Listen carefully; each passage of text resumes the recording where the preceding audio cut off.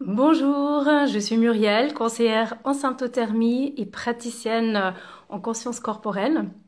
Aujourd'hui, comme tous les jeudis, on se retrouve pour un petit live et j'ai le grand plaisir, aujourd'hui on a une invitée spéciale, Jessica Araluna, que je vais inviter à l'instant. Donc un petit moment. Alors, Jessica, un petit instant.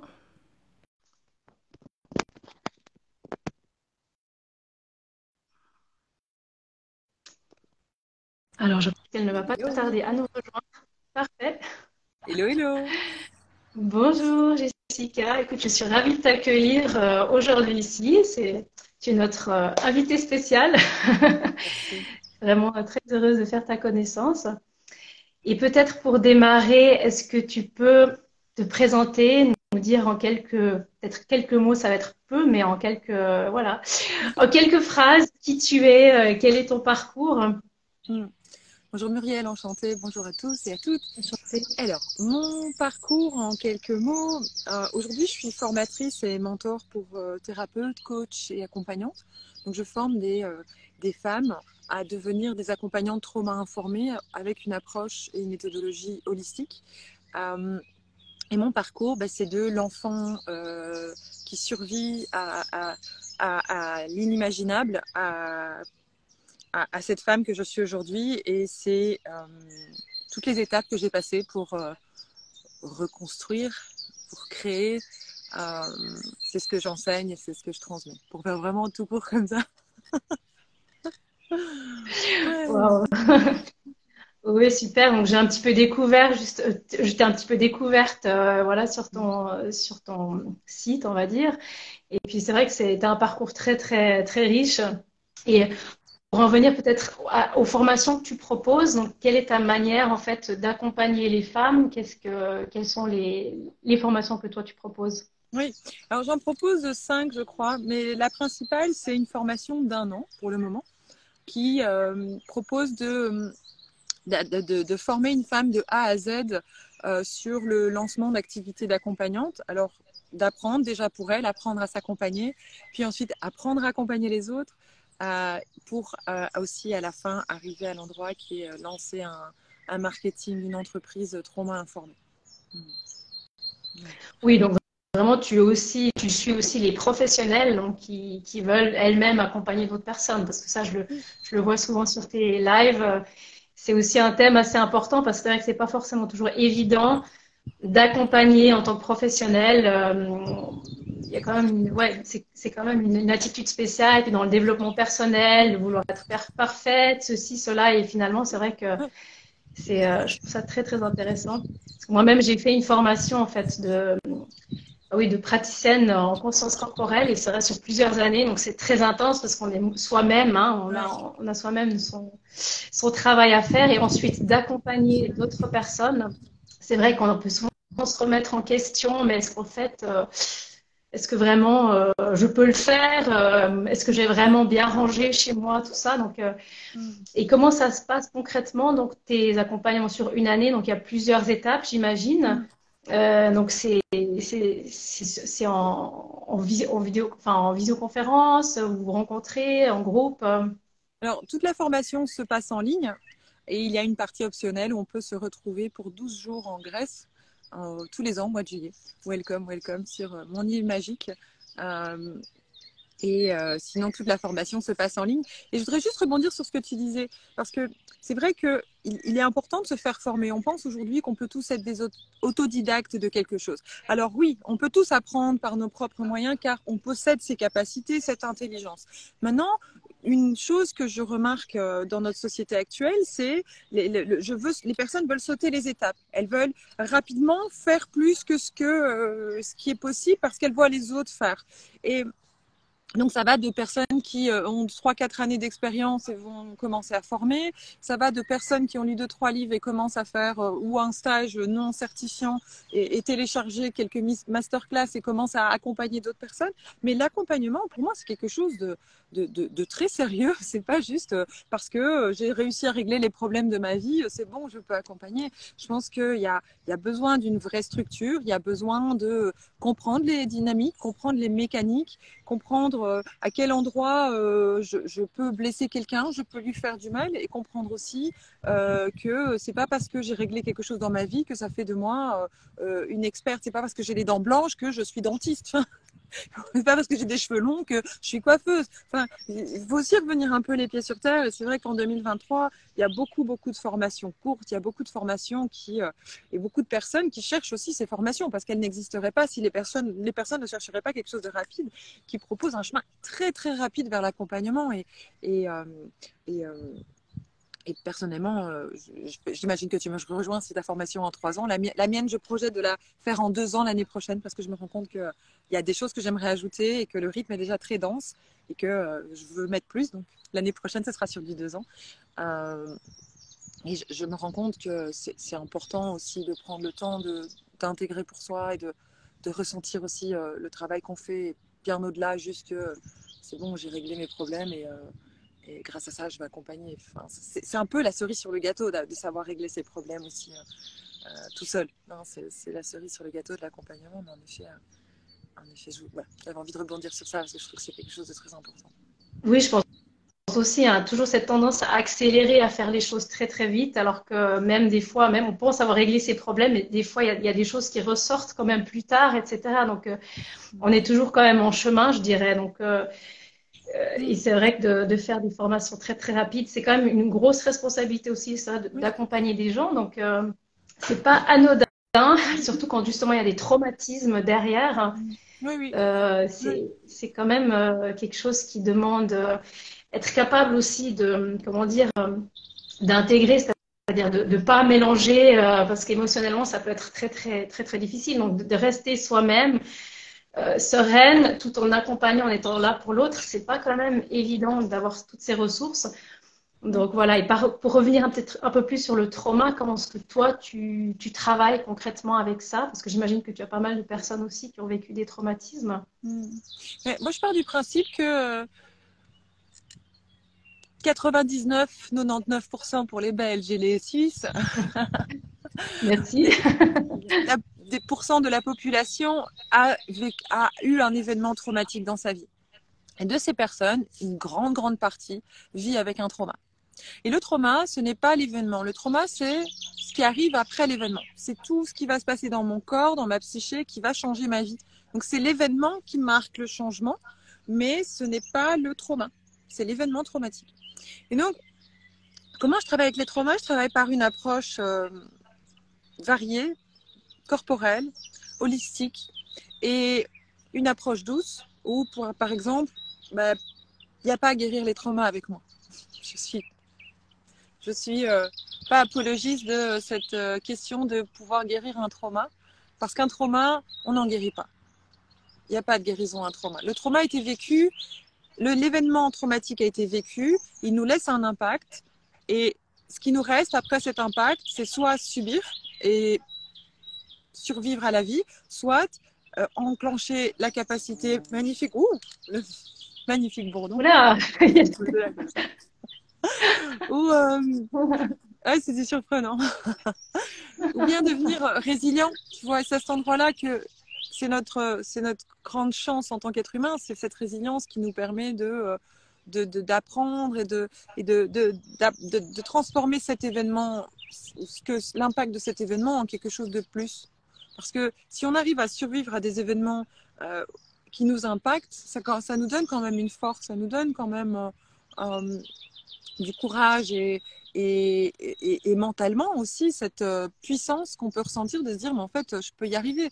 Si j'étais capable de survivre à ça, de survivre à ça, d'être encore vivante aujourd'hui, en fait je suis plus forte que je l'imagine.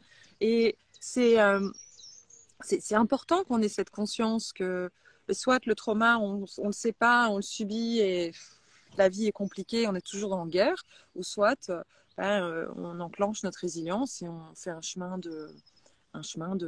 d'acceptation, un chemin de rencontre avec notre trauma, un chemin je dirais plutôt de libération de l'impact ou de transformation de l'impact, plus que guérison. Ouais. Mhm. Très intéressant parce que moi, la manière corporelle, enfin dans moi, comment je connais l'approche, c'est vrai que c'est comme ça rejoint ce que tu dis en fait, c'est vraiment aussi d'intégrer en fait cette expérience parce que souvent on va réagir en fait, c'est ce que tu disais, quand on a vécu un traumatisme, on va souvent réagir dans la vie en fonction de ce traumatisme et c'est ça qui peut vraiment se retourner contre nous hein, quand on commence à créer des blocages, etc. Donc, physiquement, on peut vraiment avoir des soucis plus tard, pathologiques aussi. Donc c'est vrai que ça peut vraiment être un empuissancement d'accepter d'aller voir vraiment, ressentir ce qui s'est passé pour intégrer ça en fait. Et je pense que ça peut être aussi une véritable force. D'ailleurs, je pense que tu ne serais pas là aujourd'hui non plus hein, si tu n'avais pas vécu ce que tu as vécu. Donc ça peut être vraiment une force pour avancer dans la vie. De toute façon, Muriel, on n'a pas le choix. On n'a pas le choix. Une fois que tu as vécu un trauma, c'est soit tu continues en vie ou soit tu arrêtes ta vie. Et la question que toute personne victime d'un trauma, d'un événement traumatique et qui a un trauma doit se poser, c'est quelle est la qualité de vie que je veux m'offrir? Qu'est-ce que, je dirais même une deuxième question, est-ce que si ce sont des personnes qui m'ont fait du mal, la meilleure manière de les faire gagner, hein, c'est de souffrir? Tout à fait. Donc ça, c'était la première question que je me suis posée. Et aujourd'hui, la question, c'est plutôt quelle qualité de vie que je veux. Quelle est la qualité de vie que je veux pour moi. Donc, parce que mon trauma, les événements que j'ai vécus, j'aurais beau danser sur ma tête, faire un ouga ouga, avoir un tambour chamanique, des bâtons dansants, etc. Jamais je ne pourrais, je pourrais beau faire tous les voyages du monde. Jamais ça va changer. Maintenant, ce que je peux changer, c'est ma perception interne, la vraie perception interne. Parce que une des choses que je me suis rendu compte, c'est j'ai fait d'innombrables formations avant de m'orienter vers les traumas, donc avant mon accouchement. Et ce que je me rends compte aujourd'hui, c'est que ces innombrables formations m'avaient permis de changer les couches les plus lointaines, hein, les plus superficielles. Donc ma vie a commencé à changer, à s'apaiser, etc. Mais à l'intérieur de moi, il y avait encore ce conflit, cette non-acceptation de qui je suis, est-ce que c'est vraiment ça? Est-ce que je suis vraiment bien? Est-ce que je suis vraiment heureuse? Et cette voix intérieure qui, on dit quelque chose et en fait, mais non, non. Hein, ce conflit interne que tous les humains traversent, hein, quelque part. Et avoir compris les mécanismes de mes traumas et comment fonctionne le trauma, l'impact qu'il peut avoir dans notre cerveau, dans notre vie de tous les jours et dans notre perception du monde, ça m'a permis de transformer ce ressenti et de trouver ce que beaucoup de gens appellent l'alignement, en fait. C'est de pouvoir ressentir, souvent d'être aligné entre son ressenti, ce que je dis et ce que je pense. Oui, ça, je pense que c'est vraiment quelque chose une grande force hein, de pouvoir être comme ça aligné avec ce que tu dis, ce que tu es. Je pense que et c'est aussi ça que tu souhaites transmettre aux personnes que tu accompagnes. Oui, ce que je souhaite transmettre, c'est trouver cette voie où les principales parties de vous, de ce que vous êtes et de votre vécu, de votre histoire, même les choses les plus horribles de votre vécu, c'est de trouver un équilibre, une manière de les remettre ensemble, de les rapprocher, de les rentrer, de les accepter pour devenir une personne, une unité et plus des petites parts parce que tous les humains, on est en quelque sorte différentes pièces de nous-mêmes, hein, la maman, la copine, la sœur, la professionnelle, et dans le professionnel, il y a plein de casquettes différentes, hein, on le sait aujourd'hui, on le voit, c'est parce que c'est vrai que les réseaux nous permettent de voir beaucoup plus. Et c'est comment je peux intégrer toutes ces casquettes à l'intérieur de moi, tous ces rôles en une seule personne avec les mêmes valeurs et qui, dans un environnement, va s'adapter parce que je vais avoir une posture différente avec mon fils qu'avec dans mon travail, bien entendu. Mais ça ne fait pas ça ne fait pas de moi quelqu'un qui doit changer à chaque fois de ton de voix et de manière d'être ou de valeur. C'est comment le chemin, c'est comment accepter tout ce qu'on est et pouvoir en faire quelque chose de plus simple, de plus unifié. Pas de voir tout le temps pense pas avoir cette sensation qu'on est en train de laisser des morceaux de nous un peu partout et qu'on a du mal à gérer tout ça. Ouais. Ouais, c'est une belle image un petit peu, hein, des morceaux cassés qu'on on reconstruit un petit peu un puzzle. Ouais. Ouais, donc ça, je pense que c'est une très belle image. Et pour revenir un petit peu sur la féminité et la fertilité, Mm. qu'est-ce que toi, tu peux nous dire par rapport à ça? Donc, nous, forcément, on parle souvent de symptothermie, donc qui est vraiment un outil génial, vraiment pour apprendre à connaître son cycle, sa fertilité. Ça nous en dit beaucoup de choses sur notre santé, mais ça va souvent beaucoup plus loin encore. Hein, on le découvre en fait, en apprenant à connaître son cycle, on découvre plein de choses aussi Ouais. sur nous-mêmes. Donc, quelle est toi ton expérience peut-être, parce que tu me disais que tu avais aussi des personnes que tu suivis qui faisaient aussi de la symptothermie. Donc, Oui. comment est-ce que ça se marie en fait ces deux? Mais moi, il est clair que dans ma formation, je recommande la symptothermie. J'ai une de tes collègues d'ailleurs qui est intervenante dans ma formation, qui est Fabienne, qui vient faire des ateliers sur la contraception et sur d'autres choses dont sur la phytothérapie parce que c'est une autre de ses compétences. Et je recommande vivement la sympto pour différentes raisons. La première, c'est parce que c'est une méthode qui est non invasive et naturelle. Et surtout, quand on va vers une méthode qui est non invasive et naturelle, mais qui en même temps nous demande d'être constante, parce que c'est une constance la sympto, il faut vraiment être disciplinée et être constante, même si c'est 1 minute par jour ou 2 minutes, hein. Mais ça demande cela. Ça permet de reprendre j'ai envie de dire, son pouvoir sur son corps. Et on peut voir dans les dernières 1000 années, 2000 années, voire plus, à quel point le corps de la femme est devenu propriété de l'État, propriété publique. Hein, notre corps ne nous appartient pas. On doit le mettre au service des hommes et dès qu'on peut procréer, on doit le mettre au service de la société, de la nation, on doit faire des enfants. Et dès qu'on a des enfants, enfin, quand on est enceinte, ça se voit par exemple quand on est enceinte, tout le monde se permet de nous toucher le ventre. C'est juste incroyable. Enfin, une femme enceinte doit être en mode protection parce que sinon, il y a des étrangers qui viennent dans la rue, la touchent. Je me souviens d'anecdotes marrantes en festival au Portugal. J'étais enceinte de 8 mois. Et les personnes qui venaient me toucher, donc on était dans un festival alternatif, donc je savais aussi que je pouvais oser un petit peu piquer un peu les gens. C'était bon, bah alors tu m'as touché mon ventre, c'est ça, moi je peux te plotter les fesses aussi, puisqu'on y est, hein, on est en intime, et les personnes, quoi?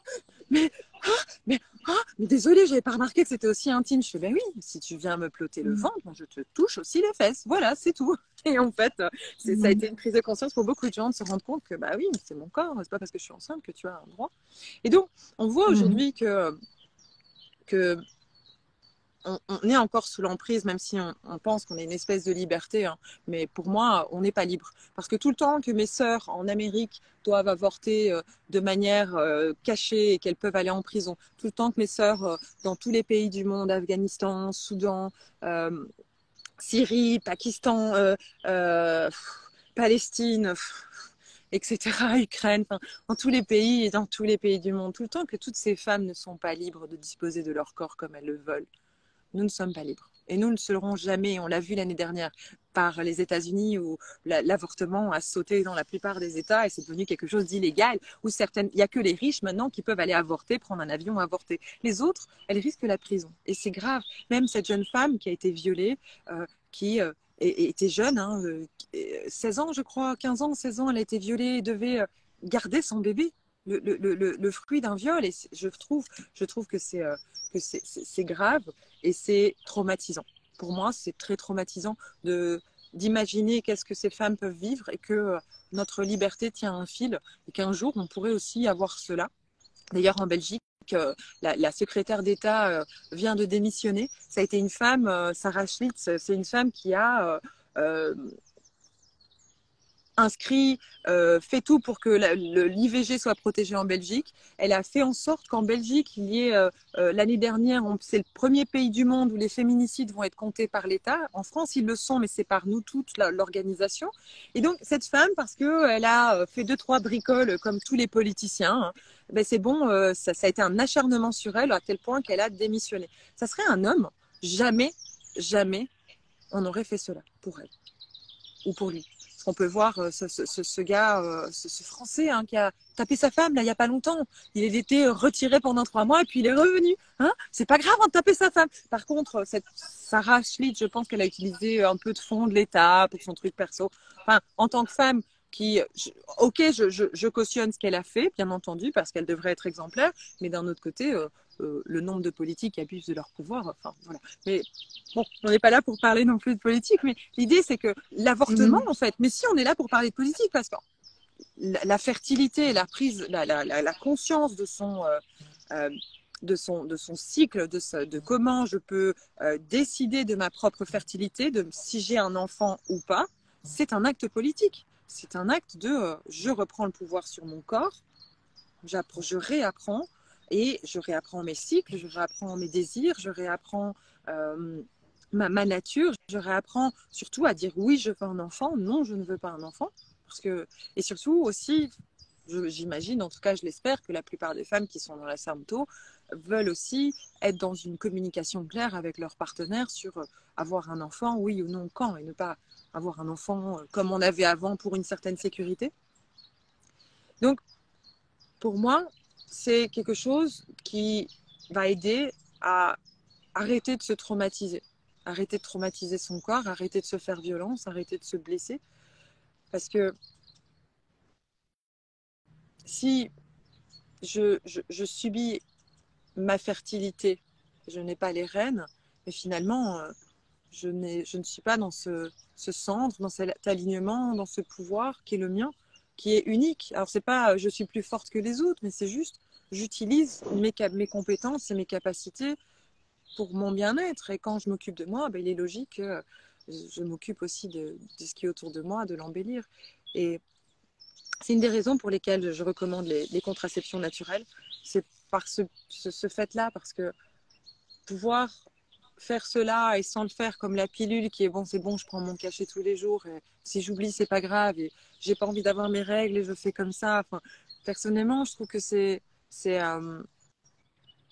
considérer notre cycle menstruel comme une maladie. Et donc, c'est rabaisser un peu notre capacité féminine, notre nature, notre énergie de pouvoir donner la vie, même si on a un désir ou pas d'enfant. C'est quand même une capacité qu'on a dans notre corps de femme. Et pour moi, si chaque femme pouvait disposer de son corps sans devoir avoir à vivre des injonctions, et décider quand est-ce qu'elle a un enfant, si elle a un enfant, si elle en a pas, et si elle en a pas, c'est OK. Et si elle en a 40 ans, c'est OK. Si elle en a 20 ans, c'est OK. Mais à partir du moment où c'est un choix conscient et éclairé, je trouve qu'on pourrait commencer, entre autres, à aller vers une société qui serait un peu moins traumatisante. Oui, merci beaucoup. Moi, je te rejoins aussi et je pense que c'est peut-être, il y a encore du travail à faire au niveau justement de l'éveil, de la conscience pour beaucoup de femmes, en tout cas même chez les jeunes filles, de se rendre compte, ah ouais, mais en fait, j'ai un sacré pouvoir naturel et simplement, on est tellement habitué, bon, aller chez le médecin, à se dire, oh, bah, c'est normal, c'est la procédure, il va me prescrire tel truc, telle pilule, sans qu'on ait vraiment eu le temps, peut-être même l'idée de réfléchir, mais est-ce que c'est vraiment quelque chose que je veux? Parce qu'après, il y a des femmes qui choisissent une contraception hormonale et c'est tout à fait OK si c'est un choix conscient, etc. Donc, je trouve que ça, c'est vraiment un choix personnel, ce qu'on va choisir. Mais ce que nous, on observe, c'est souvent, il n'y a pas eu ce choix. Donc, un peu, les femmes sont parties un peu à la dérive. Ah ben oui, bon, ben, ma mère m'a orientée là, ou bien, je sais pas, ben, le médecin m'a jamais parlé d'autre chose. Donc, souvent, elles sont choquées de se dire, mais je savais même pas qu'il y avait des alternatives, en fait. Et donc, c'est ça qui est incroyable, de se dire, mais à quel point, on n'est pas habitué à se dire, mais, en fait, là, ça, moi, je peux faire le travail moi-même, je peux aller me renseigner, je peux aller poser des questions, je peux choisir. C'est pas un médecin, c'est pas, voilà, on va pas. Bon, comme tu le disais, dans beaucoup de pays, les femmes n'ont pas trop le choix, donc ça, c'est encore une autre problématique, Oui. mais généralement en Europe, on a quand même plus de liberté et on peut justement faire des choix quand même éclairés, conscients. On en a, mais on n'est pas libre. Il faut juste préciser voilà, ça. On a plus de liberté, mais nous ne sommes pas libres. Oui. Dans quel sens tu dirais qu'on n'est pas libre? Dans le sens que tout le temps que toutes les femmes ne peuvent pas disposer dans tous les pays du monde de leur corps à leur manière, nous ne sommes pas libres. Pour moi, la liberté, au niveau la vraie planétaire, liberté, elle va s'atteindre quand tous les êtres humains vont l'avoir. je ne peux pas me sentir libre si je sais que à quelques 1000 kilomètres, il y a des femmes qui souffrent. Parce que c'est pas si loin, en fait. C'est quelques heures d'avion, hein. C'est pas si loin aujourd'hui. C'est pas l'autre bout du monde où j'ai pas les informations. C'est à côté. On le voit le nombre de femmes. On l'a vu avec nos sœurs en Iran. Moi, je me sens pas libre. À partir du moment où je pense à elles, je sens que ma liberté aussi est fragile. Alors oui, j'ai un peu plus de liberté. Nos mères ont beaucoup lutté pour des libertés dans le monde entier, parce qu'en Iran aussi, elles ont lutté. En Afghanistan aussi, elles luttent. Hein, c'est juste que on a un peu plus de chance par rapport à ça, mais c'est pas non plus une grande question, parce que c'est la question que je voulais te poser. Est-ce que tu connais, Muriel, une femme qui prend la pilule avec un choix éclairé de savoir tout ce que la pilule peut lui faire, et de savoir une femme qui aurait fait un chemin sur elle, un chemin sur son développement personnel, reprise de pouvoir, symptothermie, accompagnement, etc., ses traumas, ses blessures, etc., qui prend la pilule de manière consciente? Personnellement, je ne connais pas, mais peut-être ça existe. Hein, je ne veux pas dire que c'est impossible, mais ça, pour moi, c'est Non, rare. non, tout à fait. Mais après, Parce que quand tu sais tout ce c'est que la rare. pilule C'est rare. fait, Après, tout à fait. Je suis d'accord avec toi, mais il peut y avoir des situations de vie où ça peut être peut-être la meilleure chose. Moi, j'avais une cliente, par exemple, qui avait des migraines extrêmement violentes. oui, C'était très jeune et était juste épuisée. Et elle a fait plusieurs travails différents. Et au bout d'un moment, elle est arrivée. Elle a fait aussi la symptothermie. Et là, pour elle, elle en était tout à fait consciente que c'était pas la solution pour elle de prendre la pilule, mais que c'était un transitoire, si tu veux. Et là, je trouve que c'est vraiment, voilà, ça rentre peut-être, si tu veux, parce qu'on n'est pas toutes prêtes au même moment. Donc, il y a vraiment, parfois, on peut se dire, OK, ben, peut-être la symptothermie, c'est pas adapté pour moi maintenant. Bon, je fais autre chose et je reviendrai plus tard. Et c'est tout à fait OK. Donc, comme le développement personnel, peut-être qu'à certains moments, on n'est pas encore ouvert à faire certaines choses. On peut peut-être commencer par une chose. oui, bien entendu. Voilà, donc je pense qu'il y a un temps pour tout, mais effectivement, comme tu dis, c'est plutôt rare d'avoir quelqu'un qui a fait beaucoup de travail sur Pathologie derrière, hein, parce que dans le cas, c'est une pathologie qui fait que, bon, je suis pas bien, voilà. c'est logique. Enfin, cette réaction me paraît très logique. Je souffre de migraines, soit je souffre des migraines qui, je sais que dans certains cas, c'est extrêmement puissant, d'une intensité où la personne, c'est égal à la mort pendant quelques jours, soit tu prends la pilule.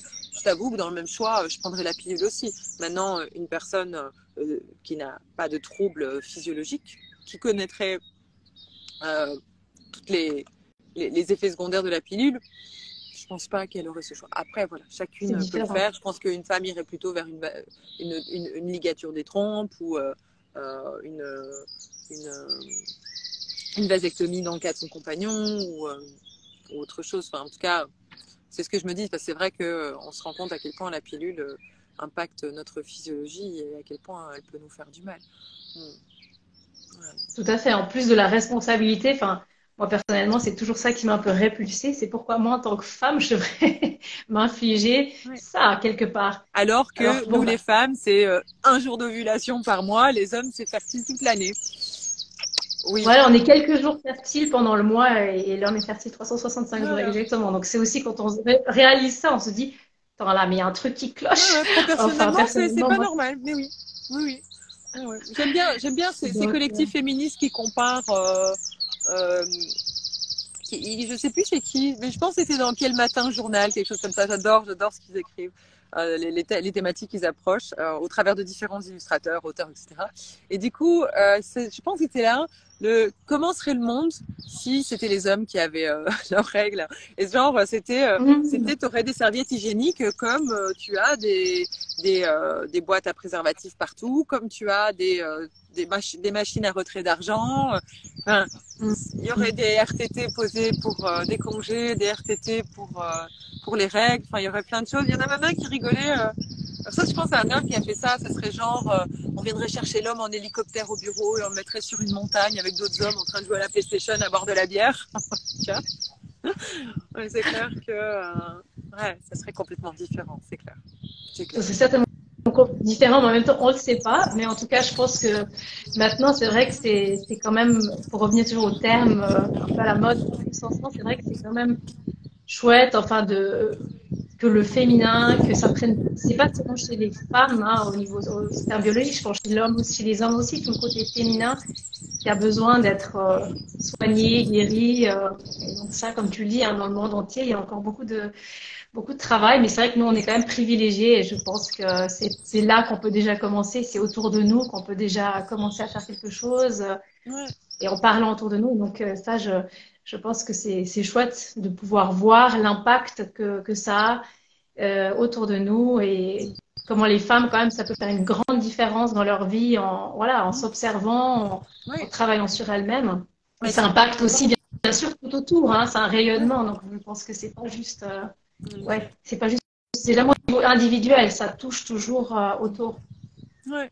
Ben oui, souvent les femmes qui commencent la sympto voilà, pour apprendre naturellement à s'occuper d'elles, vont après s'occuper d'autres choses d'elles et vont développer, vont aller vers leur développement personnel, vont impacter leur partenaire aussi.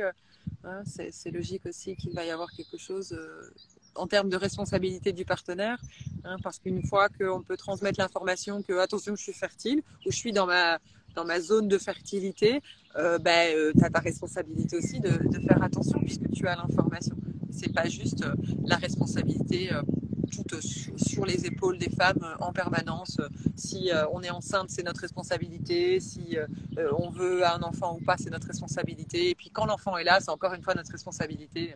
On doit encore aller jusqu'au bout et c'est nous encore qui portons tout. C'est clair que il est temps que ça change et que, en effet, j'espère en tout cas que le fait que nos pays changent, ça puisse aussi changer petit à petit dans le reste du monde et apaiser et transformer ce monde patriarcal dans lequel on vit, qui est fait pour l'homme et l'homme blanc, et c'est bon. Enfin, ouais. Ouais, en tout cas, merci pour ton message. Je crois qu'il est assez clair. Est-ce que tu as encore quelque chose à rajouter peut-être? Ou Euh, un petit mot pour la fin? je n'en pas vraiment. Moi, je pense que qu'on a fait le tour. On a fait le tour. On a fait un beau tour. D'ailleurs, moi, je suis là. Ouais, Je suis en nature. ouais. C'est très chouette. C'est Euh, super, tu es dans la nature là, ça a l'air, ouais, c'est magnifique. ouais. J'avais envie de me poser à l'extérieur. Et, la seule chose que je pourrais dire, ça serait euh, qu'il est important de connaître son fonctionnement. Parce que ça, c'est une chose ouais, oui, qui en effet qui pourrait être intéressante. C'est aussi quand une femme, tu le disais, hein, on apprend depuis toute petite à aller chez les médecins et c'est les médecins qui nous disent. Il est clair que quand on pratique des méthodes naturelles, comme la symptothermie, ben, on est plus à l'écoute de notre corps, de notre glaire. Donc on peut sentir rapidement après, après quelques temps d'utilisation si il y a quelque chose qui fonctionne bien ou moins bien dans notre corps. Euh, on est beaucoup plus attentive à ces symptômes-là. Et, euh, et je pense que ça aussi, c'est très important parce que ça nous permet d'aller chez les médecins et plus d'être dans cette posture de se faire tout petit et que le grand médecin, il sait pour les autres. Euh, c'est notre corps. On sait aussi pour nous. Et le médecin, bien entendu, il a fait des études et peut nous guider, mais ça ne veut pas dire qu'on lui laisse un plein pouvoir comme on a fait. Hein, et on nous a inculqué que le grand médecin, c'est tout. Et aujourd'hui, ben, c'est aussi cette reprise de pouvoir de dire maintenant, en fait, il y a quelque chose ou pas, et je sais, c'est mon corps, et j'ai cette sagesse que personne d'autre n'a parce que c'est mon corps. Voilà, et je peux décider si je veux pas quelque chose aussi, si ça me convient pas, je peux dire non, je dois pas être Oui, forcément faire ce qu'il me dit ou exactement. voilà. Donc, Exactement. ouais, c'est super intéressant. Et du coup, donc, on peut te retrouver, donc toutes les infos pour celles qui sont aussi intéressées tes formations, on te retrouve simplement sur ton compte Instagram. Tu as toutes Oui, les informations. oui, on Donc, peut me contacter en DM ou celles qui veulent des infos peuvent me contacter ou aller en bio, ou aller voir mon profil. Welcome, welcome, voilà. welcome. Après, il y a plein de choses intéressantes. Je suis allée regarder tout à l'heure. Donc, en tout cas, je te remercie beaucoup pour ton intervention aujourd'hui. C'était très intéressant. Et puis, pour celles ou ceux qui s'intéressent encore à la symptothermie, ben, n'hésitez pas, vous pouvez toujours cliquer sur le lien en bio, réserver un appel découverte gratuit avec une conseillère si vous voulez avoir un petit peu plus d'informations. Ou alors, vous cliquez sur le compte de Jessica pour avoir plus d'infos de son côté. Je te remercie encore beaucoup. Je te souhaite une belle journée et puis à bientôt, j'espère. Merci Muriel, à bientôt. Bonne journée à tous et à À toutes. bientôt. Ciao. Au revoir. Au revoir à toutes. Ciao.